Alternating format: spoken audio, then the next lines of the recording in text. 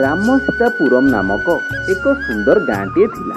ସେହି ଗାଁଟି ପ୍ରାକୃତିକ ପରିବେଶ ଓ ସୌନ୍ଦର୍ଯ୍ୟରେ ଭରପୁର ହୋଇ ରହିଥିଲା। ପ୍ରଧାନ କଥା ତ ଏହା ଥିଲା କି ଏହି ଗାଁରେ ଜଣେ ଶିବ ଭକ୍ତ ରହୁଥିଲା, ଯେ କି ଶିବଙ୍କର ମହାନ ଭକ୍ତ ଥିଲା। ତାର ନାଁ ଥିଲା ଗୋପାଳ। ଗୋପାଳ ତା ସ୍ତ୍ରୀ ସୀତା ସହିତ ଗୋଟେ ଛୋଟ କୁଡ଼ିଆ ଘରେ ରହୁଥିଲା। ଏମିତିରେ ଗୋପାଳ ତ ଥିଲା ବହୁତ ଗରିବ, ହେଲେ ତାକୁ ଭଲରେ ଦିଅଣ୍ଡା ଦିଓଳି ଖାଇବା ପାଇଁ ମଧ୍ୟ ମିଳୁନଥିଲା। ହେଲେ ସେ ମହାଦେବ ଭୋଳା ଶଙ୍କରଙ୍କର ନାମକୁ ତୁଣ୍ଡରେ ଧରି ଦୁଃଖକୁ ସୁଖ ଭାବେ ଚଳି ଯାଉଥିଲା। ଗୋପାଳ ଦିନମାନ ସାରା ଜଙ୍ଗଲରେ କାଠ କାଟିଥାଏ। ତା ସହିତ ଜଙ୍ଗଲରୁ ଔଷଧୀୟ ଗଛ ଓ ଚେରମୂଳି ଗୁଡ଼ିକ ଆଣିଥାଏ। ତାପରେ ଗୋପାଳ ସନ୍ଧ୍ୟା ହେବା ମାତ୍ରେ ଗାଁର ପାଖର ଗୁମ୍ଫାରେ ଥିବା ଶିବଲିଙ୍ଗ ଉପରେ ଜଳ ଚଢ଼ାଏ।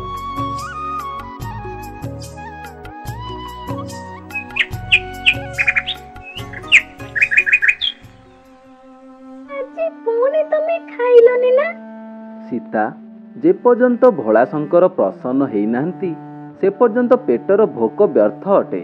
ତମେ ଦିନମାନ ବହୁତ ପରିଶ୍ରମ କରୁଛ, ନିଜକୁ ଭୁଲି ଗଲଣି। କିନ୍ତୁ ସତ କହିବି, ମୁଁ ତମ ଭକ୍ତି ଦେଖି ଜଳୁନି, ମୁଁ ତମ ଭକ୍ତି ଦେଖି ଡରି ଯାଉଛି। ମତେ ତ ତମ ଭକ୍ତି ଦେଖି ବହୁତ ଡର ଲାଗୁଛି। ଆରେ ସୀତା, ଏଥିରେ ଡରିବାର କ'ଣ ଅଛି? ଯାହା ଉପରେ ସ୍ୱୟଂ ଶିବ ଶଙ୍କରଙ୍କର ଆଶୀର୍ବାଦ ଅଛି ତାକୁ ପୁଣି ଡର କ'ଣ?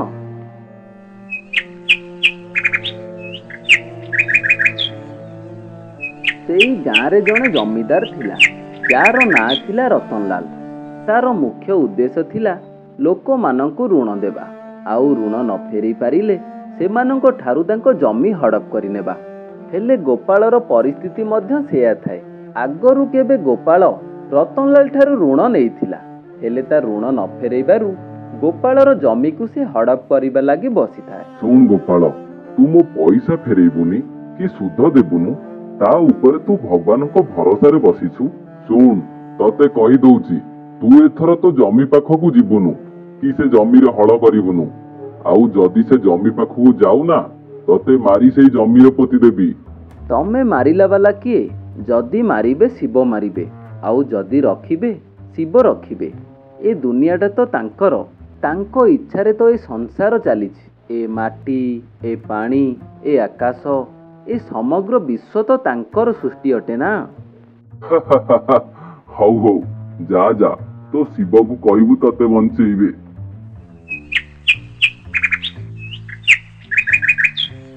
ତାପରେ ଗୋପାଳର ଜମି ଉପରେ ରତନଲାଲ କବ୍ଜା କରିନିଏ। ସେପଟରେ ଗୋପାଳର ସ୍ତ୍ରୀ ସୀତା ଜୋର ଜୋରରେ କାନ୍ଦିବାକୁ ଲାଗେ। ଆଉ ଗୋପାଳ ପ୍ରତିଦିନ ଶିବଲିଙ୍ଗ ଉପରେ ଜଳ ଚଢ଼େଇ ଶିବ ନାମ ଜପ କରିବାକୁ ଲାଗିଲା। ଗୋଟେ ଦିନ ଗାଁ ପାଖ ଦେଇ ବହି ଯାଇଥିବା ନଦୀଟି ବହୁ ବହୁ ବର୍ଷ ଧରି ଶୁଖିଲା ପଡ଼ିଥିଲା। ହଠାତ୍ ନଦୀରେ ଜଳର ସ୍ରୋତ ଦେଖି ଗାଁ ଲୋକମାନେ ଆଶ୍ଚର୍ଯ୍ୟ ହୋଇପଡ଼ିଲେ। ବୁଝିଲ ଭାଇ, ଏ ତ ଚମତ୍କାର ହେଇଗଲା। ମନ୍ଦିର ଭିତରୁ ଗୁମ୍ଫାରୁ ଏ ପାଣି ସବୁ ଆସିଛି। ମତେ ତ ଲାଗୁଛି ଇଏ ଶିବଙ୍କ ସଂକେତ ଅଟେ।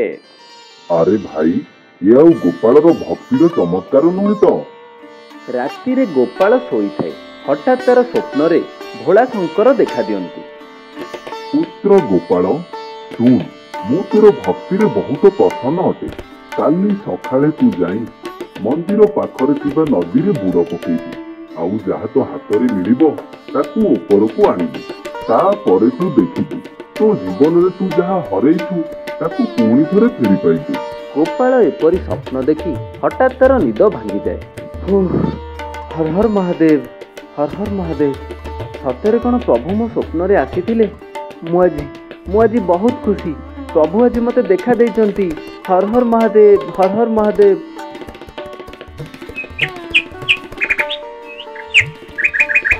ଭୋଳା ବାବା ସ୍ୱପ୍ନରେ କହିଥିବା ଅନୁଯାୟୀ ତା ପରଦିନ ସକାଳୁ ସକାଳୁ ଗୋପାଳ ଯାଇ ସେ ନଦୀରେ ବୁଡ଼ ପକେଇଲା।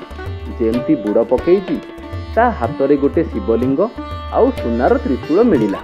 ଏଇ ଘଟଣାଟି ରାଜ୍ୟ ସାରା ଛାଇଗଲା। ରାଜା ଠାରୁ ମନ୍ତ୍ରୀ ଯାକେ ସମସ୍ତେ ଏ ଘଟଣା ବିଷୟରେ ଜାଣିଲେ। ଶୁଣ ଗାଁ ଲୋକେ, ଏଇ ଗାଁରେ ଭୋଳା ଶଙ୍କରଙ୍କର କୃପା ରହିଛି। ଆମେ ଏଥର ପ୍ରତିବର୍ଷ ଶିବରାତ୍ରିକୁ ଟିକେ ଭଲସେ ଧୁମଧାମରେ ପାଳନ କରିବା। ତା ପରଦିନ ରାଜା ସ୍ୱୟଂ ନିଜେ ଆସି ଗୋପାଳକୁ ପୁରସ୍କାର ଦିଅନ୍ତି। ତା ସହିତ ତାକୁ 2 ଏକର ଜମି ମଧ୍ୟ ଦିଅନ୍ତି। ଭୋଳାଶଙ୍କର କହିବା ଅନୁସାରେ ଗୋପାଳ ଯାହା ବି ହରାଇଥିଲା ତାକୁ ପୁଣି ଥରେ ମିଳିଗଲା। ଏହା କିପରି ସମ୍ଭବ? ଜଣେ ଭିକାରୀ ମତେ ହରାଇଦେଲା।